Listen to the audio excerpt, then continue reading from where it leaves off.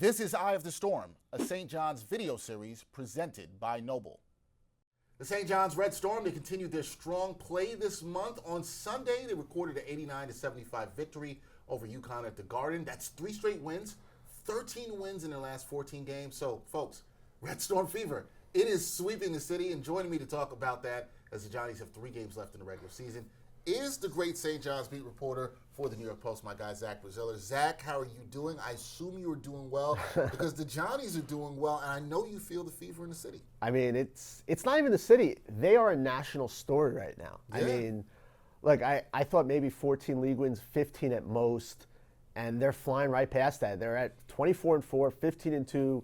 They're a top 3 or 4 seed in the NCAA tournament right now, according to most projections. If you're a St. John's fan, you kind of got to be pinching yourself because it's a dream coming to life. Yeah, this is the dream. This season has exceeded the expectations, I think, of many. Zach had his predictions. He thought the Johnnies were going to be a good team, but this is way better than even you predicted. And look, you were wrong, I guess, technically, but this is the kind of wrong you like to be where, the expectations have been exceeded. This is the kind of wrong that's okay. But let's talk about Sunday because that was a statement win over UConn. They sweep the series against the Huskies for the first time in 25 years. What stood out to you about their performance on Sunday at MSG?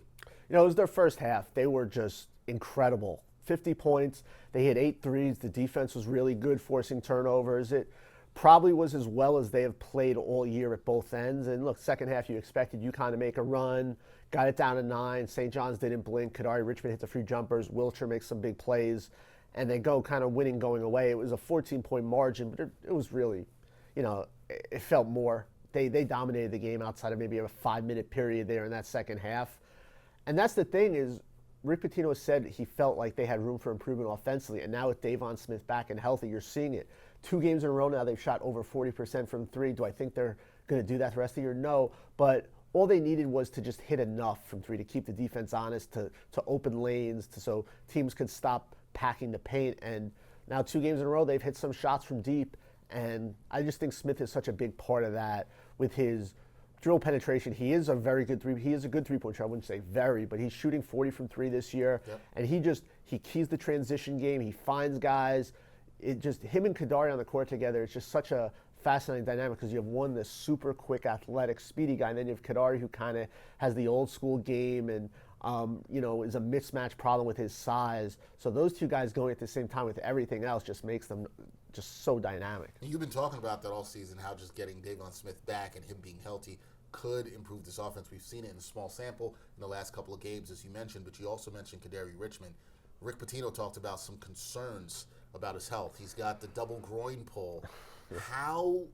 That's obviously hurts. That sounds like it hurts a lot. I've never had that. But how much of a concern should this be for St. John's fans, and how can it impact this team as they make their push towards a Big East title? We spoke to Kadari today. He didn't seem alarmed by it. He said he's going to be ready to go tomorrow. He's going to play. He said once he kind of warms up and gets going, it's fine. It's when he cools down that it gets really tight. Look, they have 2 games this week, and then they have a bye week. Then they play Marquette, and they have another kind of 5 days off for the Big East tournament. So he's got plenty of time to rest. He doesn't want to come out. He said he's been playing with it since Providence, the start of this month.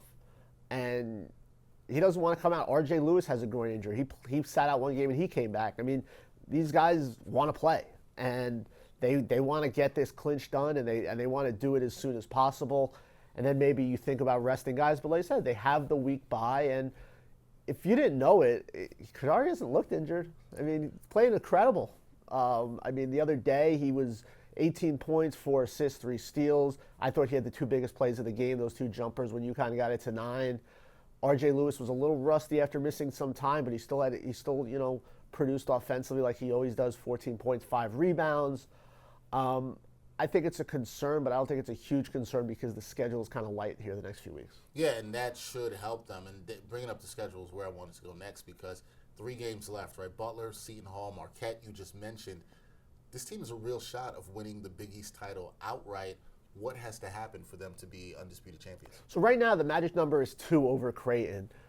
Any 2 St. John's wins and Creighton losses gets it done. I don't think it happens tomorrow. I think St. John's will probably beat Butler. They're a 7.5 favorite, but it'd be a shock if Creighton loses at home to DePaul. So the most likely scenario is Saturday at the Garden against Seton Hall, Kadari Richmond's old team. which is kind of ironic. And he actually talked about that today. And he actually said he kind of wishes it was anyone else. He still has a lot of relationships over there, but he said, look, it's not on my to-do list, but that doesn't mean we're not going to get it done, which is I thought kind of ironic and funny. But yeah, I mean now there is the chance if St. John's lost tomorrow and Creighton won that it could still happen Saturday. If St. John's is at home for Seton Hall and then Creighton's at Xavier, a game I think Xavier can win. Now the one issue is the St. John's game is earlier, so there's a chance they can clinch the outright title, but it actually won't be their doing, and it'll happen, when everyone's gone. But I think the most likely scenario is St. John's wins 2 games this week and gets it done at the Garden Saturday afternoon. And that would be nice for the fans at the Garden on Saturday afternoon because you get to party a little bit and enjoy it. You don't want it if it happens after the Xavier Creighton game. That's just not as fun. That's not what we want to. But St. John's, number 7 in the country. Highest ranking in 33 years, folks. Do you think St. John's can break into the top 5? And is it time we start thinking about them as a legitimate top 5 team in this country? I think they can break in the top 5. I mean, some of these other teams ahead of them have a lot of tough games, and I think there's a very good chance St. John's could win out here. The game at Marquette won't be easy, but Marquette is struggling. I don't think Marquette matches up well with St. John's, especially inside. I think they're kind of right where they belong. Do I think they're as good as Houston, Alabama, Tennessee, Auburn, Duke? Probably not quite as good. Doesn't mean they can't beat those teams in one game in the NCAA tournament. I think they're quite kind of right around they belong, somewhere 7 to 10 in the country. They're on that second or third tier of the best teams in the country. I think Duke and Auburn are kind of on their own.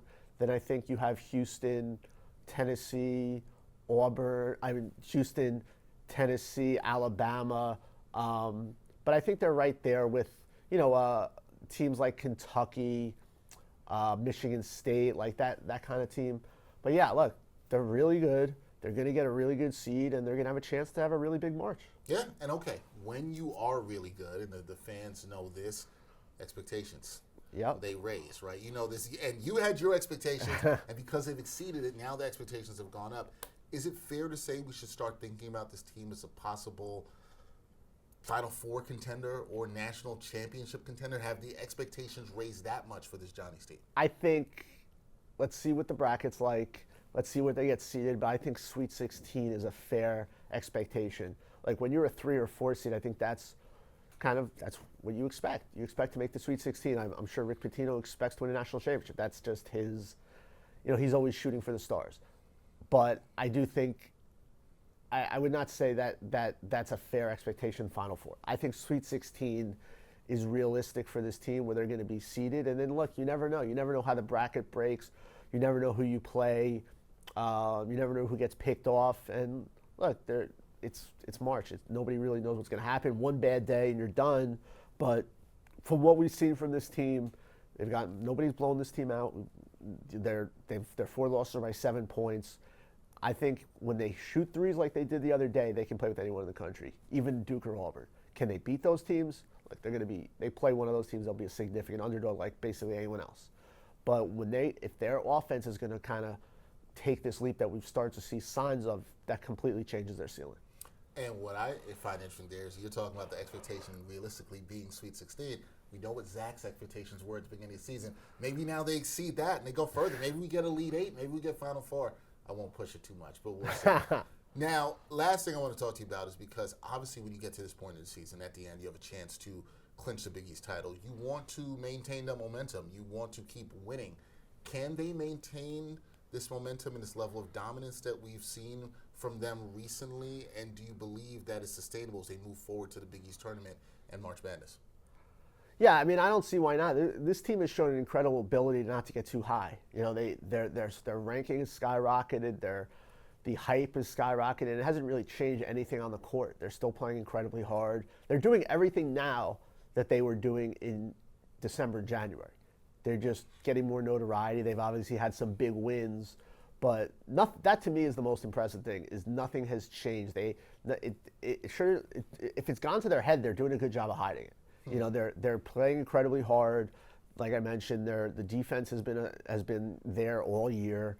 But yeah, look, it will be somewhat of a test rust-wise because after Seton Hall Saturday, week off to Marquette, another 5 days off till the Big East quarterfinals.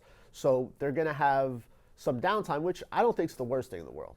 Get some guys some rest who are dealing with some injuries, kind of refocus in on some stuff.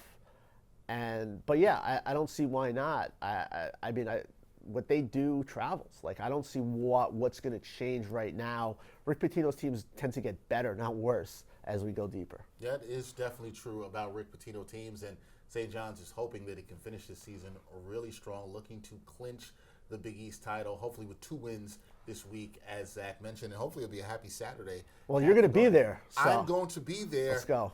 We're going to have a little party if they Maybe. We're going to do that, a little New York Post, St. John's party. All right, we'll see if we can do that. Me, you, and Vac. There you go. Me, you, and Vac. I'll sign up for that. We'll try to bring the rest of the crew with us. We'll see what the Johnnies can do. Right now, number 7 in the country. Big games this week. Butler and Seton Hall. We'll see how they do. That is Zach Brazllier. Check him out. Doing a great job covering the Johnnies for the New York Post. We'll catch you next time on Eye of the Storm.